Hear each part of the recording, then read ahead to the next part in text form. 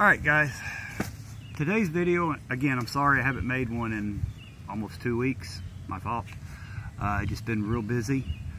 The videos I make, they're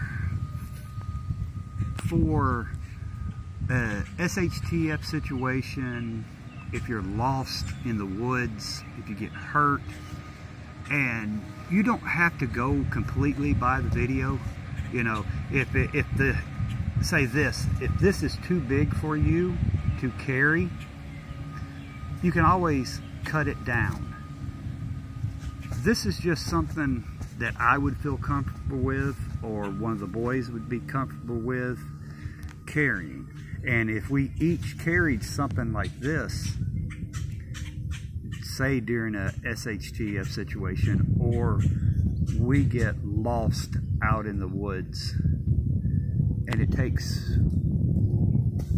you know, a few days for us to find our way out, or somebody to find us, we'll have it. And yes, I have made multiple videos before on this, and it is on the top of my list for any type of survival situation. It's a food gathering kit, because yeah, they say you can go, what, 3 days without water, 14 days without food. But when you start going without food, the first day it's not going to affect you too much. But on that second day, you're going to start feeling it. And then the longer you go, the worse you're going to feel. You're going to have stomach cramps. You're going to feel nausea. You're going to feel weak. And in a survival situation, you don't want none of that, because that's going to hurt your chances of surviving, especially in an S.H.T.F situation where you might have to be walking for miles and miles a day to get to a safer area. But anyway, in here, this is set and go. That's what I call it, a set and go food gathering kit. You just set it, let it do the work, and you go do what you need to do. So let's start.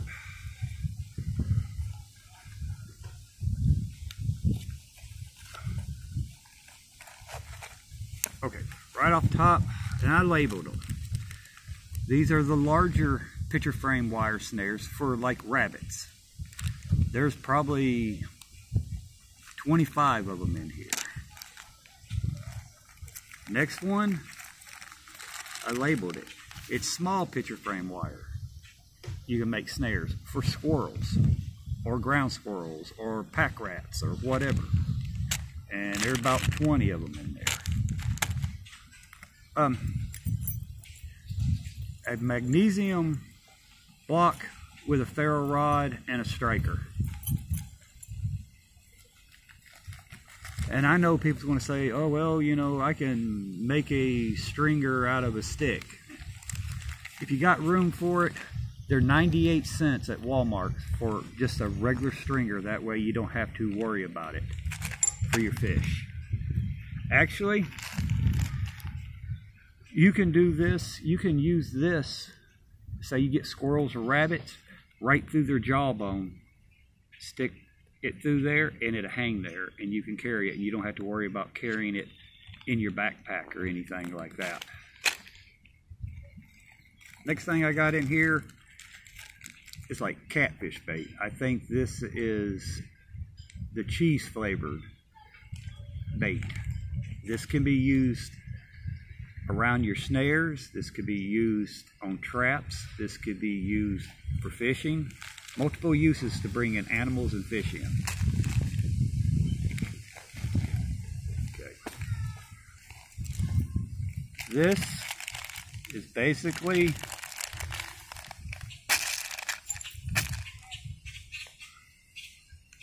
it's a net.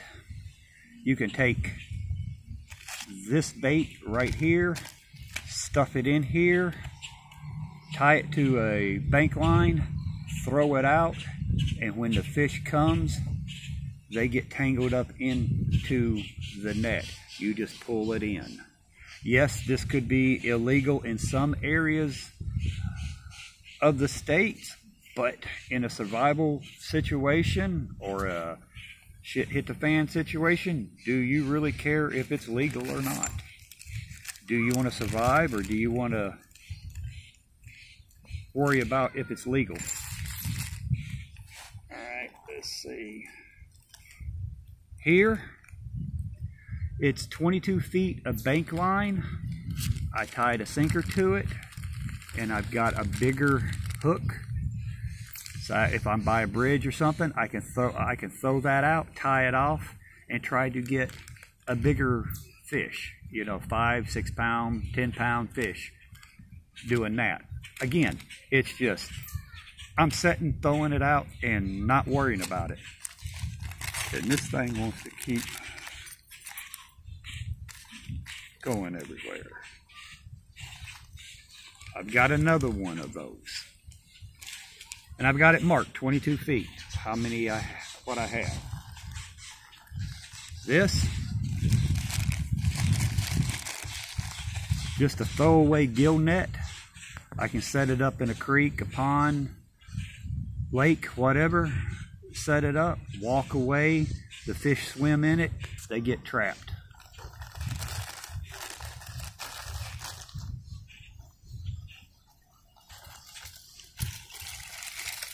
Three yo-yos. Again, you tie them up, set them, throw them out, let them do the work for you. All you got to do is come back and check on them.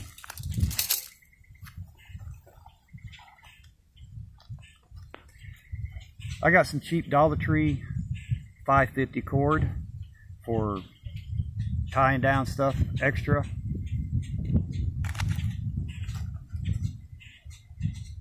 Little pack of peanut butter. You can use this to, after you set your snares for squirrels, you can take a little bit of this, put it in between to bait them in. You can bait this on a trap.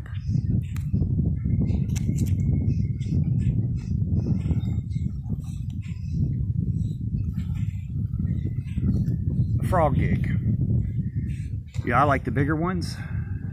You know, if you're walking to set something like that, you see a frog, or if you see a snake, or if you see a duck, you know, and you can get close enough, you can gig them, and it's thick enough where you don't have to worry it breaking. And I always keep extra nails so I can nail it into the pole, the stick I'm using.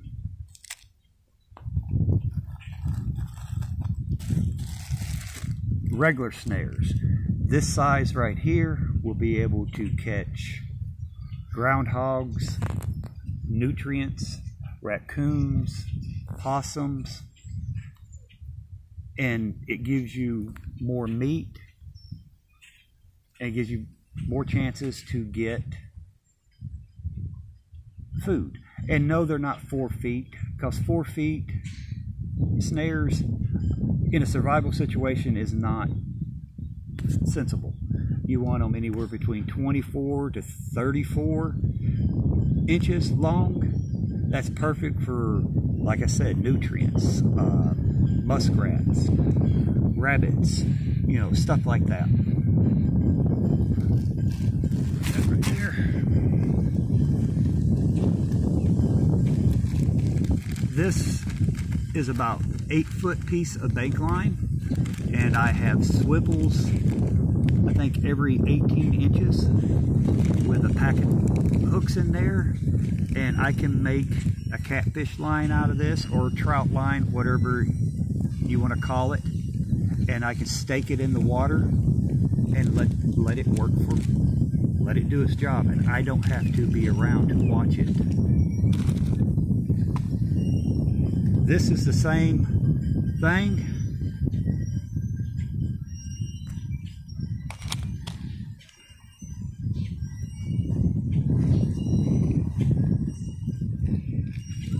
In here are sort of like yo-yos, and I cannot remember the name of them to save my life, but all you do is basically you put it together, you drop it in, and when the fish hits, it just releases real quick, and you've got your fish. And I think there's, let's see, there's 1, 2, 3, 1, 2, there's 4 of them in there, and I've already got them tied up with bank line.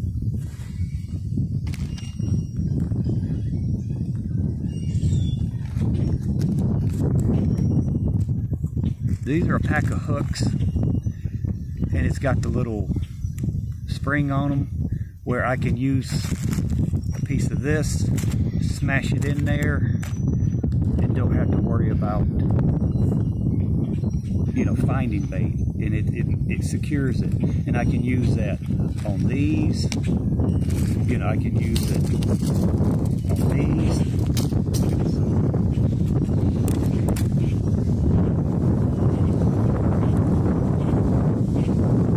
And I've got the Swiss Army knife here and here, so that way I don't have to fumble and worry about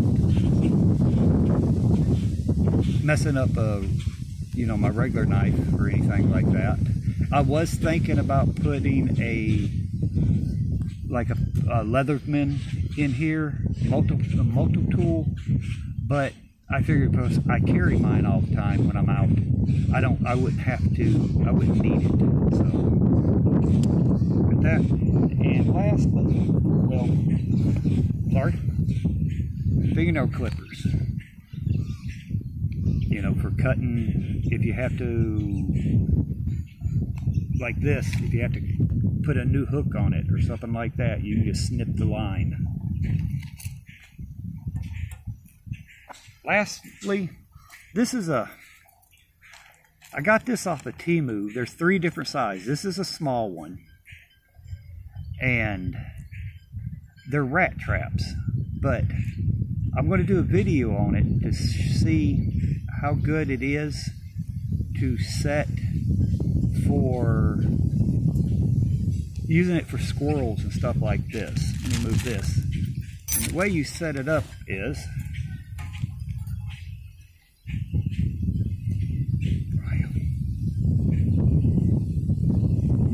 yeah, and it's spring loaded, so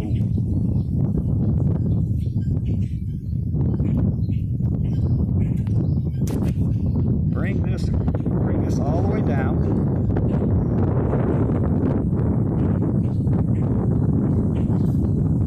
Hopefully I do not get my fingers caught in this, because this is going to hurt if I do. Ooh, and that's a hair trigger. I can see it real good. All right, hold on. Let me get my hands back here.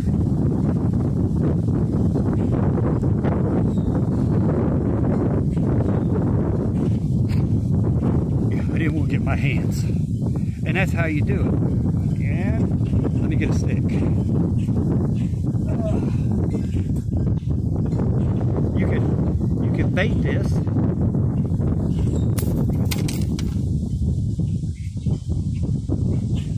and there you go. Now, granted, a 110 conibear trap would work probably better, but this is a lot lighter. It's more compact, and if I wanted to, I could probably put a couple of these down in here, less the weight. But I'm going to do a video on this. Like I said, it comes in 3 sizes: small, medium, and large, and I got all 3 of them. This is like $3.44 for the smaller ones. And I'm going to do a video and see, you know, how I can set them, different ways I can set them and everything. But that basically, that's it. All in this pack. You've got multiple ways of catching fish, catching animals, small animals, medium-sized animals. Look right here. See the geese right there? I can use that, and I'd have goose for dinner. But tell me what you guys think. Tell me if it's too much. Tell me if it's not enough. Tell me what you would carry if this weighed. This probably weighed maybe 2.5 to 3 pounds. But hope you guys enjoyed